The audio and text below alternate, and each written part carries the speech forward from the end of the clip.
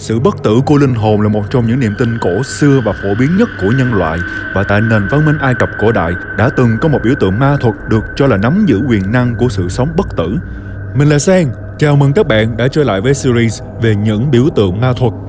Và hôm nay, hãy cùng mình tiếp tục tìm hiểu về một biểu tượng nữa của thế giới Ai Cập cổ đại, đó chính là chiếc chìa khóa Ankh.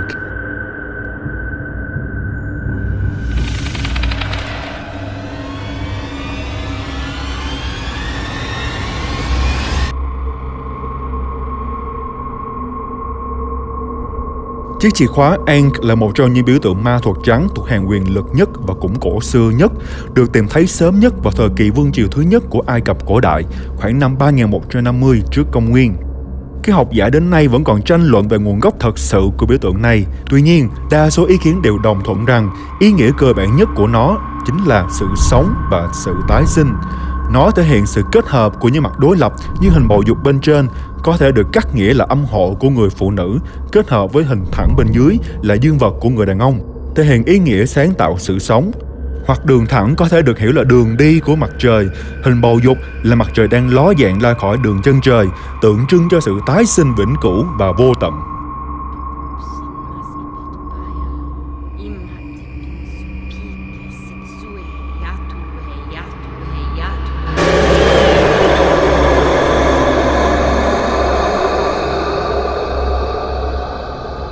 Ankh còn thường được đồng nhất với biểu tượng nút thắt của nữ thần Isis. Bạn còn nhớ về mẫu thần Isis trong huyền thoại về con mắt của thần Horus không nào? Trong huyền thoại này, chính Isis đã dùng phép thuật của bà để hồi sinh thần Osiris từ cõi chết trở về. Vì vậy, biểu tượng Ankh thường xuất hiện nhiều nhất trong tay của Isis, thể hiện quyền năng chữa lành và bảo vệ sự sống cho toàn cõi Ai Cập. Hình dạng của biểu tượng Ankh còn giống như một chiếc chìa khóa, mở ra cánh cửa đến với cuộc sống ở thế giới người chết. Vị thần đầu chó Anubis, vị thần canh giữ cánh cửa địa ngục, cũng luôn mang theo mình chiếc chìa khóa Ankh để dẫn lối cho linh hồn con người đến với sự phán xét cuối cùng sau khi chết.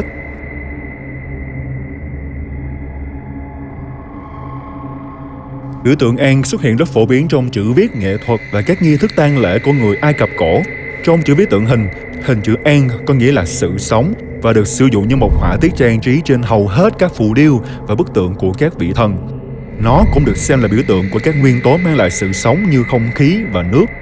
Những bức họa thường miêu tả các vị thần, đặc biệt là nữ thần Isis, cầm cây Ankh trong tay để thể hiện rằng họ là những người làm chủ sự sống và họ cũng trao cho các pharaoh hơi thở của một cuộc sống bất tử. Ankh cũng xuất hiện trên hầm mộ của những người đã chết với ý nghĩa cầu xin sự bất tử từ các vị thần và có thể tiếp tục được tái sinh vào kiếp sau. Trong một số đền thờ, các pharaoh còn được miêu tả đứng giữa hai vị thần, được đổ một dòng nước với biểu tượng Ankh lên thân thể như là biểu tượng của sự thanh tẩy. Người Ai Cập cổ đại thường đeo bên mình một chiếc bùa hộ mệnh hình Ankh làm bằng sứ Ai Cập màu xanh vì nó được xem như màu của sự sống và sự chữa lành. Từ thời Trung Vương quốc trở đi, những chiếc gương được làm theo hình dạng của biểu tượng Ankh với ý nghĩa rằng cuộc sống sau khi chết cũng y hệt như cuộc sống hiện tại qua một tấm gương soi.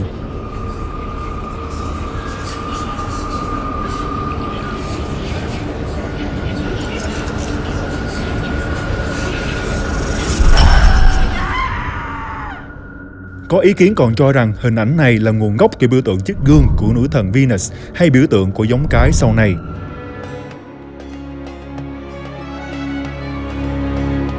Biểu tượng Ankh còn được cộng đồng những tín hữu Kitô giáo Copts ở Ai Cập sử dụng bắt đầu vào thế kỷ thứ tư như một hình ảnh của cây thánh giá gọi là Crux Ansata, trong tiếng Latin nghĩa là cây thánh giá có tay cầm, để nhấn mạnh thông điệp của Chúa Jesus rằng có tồn tại một cuộc sống vĩnh hằng sau khi chết. Biểu tượng Ankh sau đó trở nên phổ biến hơn trong văn hóa phương Tây qua những phong trào phản văn hóa vào những năm 1960 khi người ta đua nhau tìm về những tôn giáo tín ngưỡng đa thần cổ xưa. Nó được người ta sử dụng như một vật trang sức hay hình xăm mang sức mạnh bảo vệ và chữa lành. Trong thời kỳ toàn cầu hóa, Ankh là một trong những biểu tượng dễ nhận biết nhất đại diện cho bản sắc của Ai Cập nói riêng và toàn châu Phi nói chung. Và như vậy có nghĩa là biểu tượng chiếc chìa khóa Ankh là một trong những biểu tượng ma thuật trắng nổi tiếng nhất, mang ý nghĩa của sự sáng tạo sự sống và quyền năng phục sinh, thể hiện quan niệm về sự bất tử của linh hồn của người Ai Cập cổ đại và vẫn còn được sử dụng rộng rãi ngày nay như một loại bùa hộ mệnh, bảo vệ và chữa lành cho con người.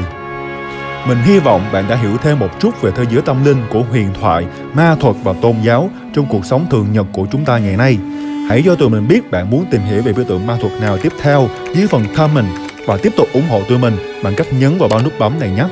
Mình là Sang, rất cảm ơn sự theo dõi của các bạn. Xin chào và hẹn gặp lại.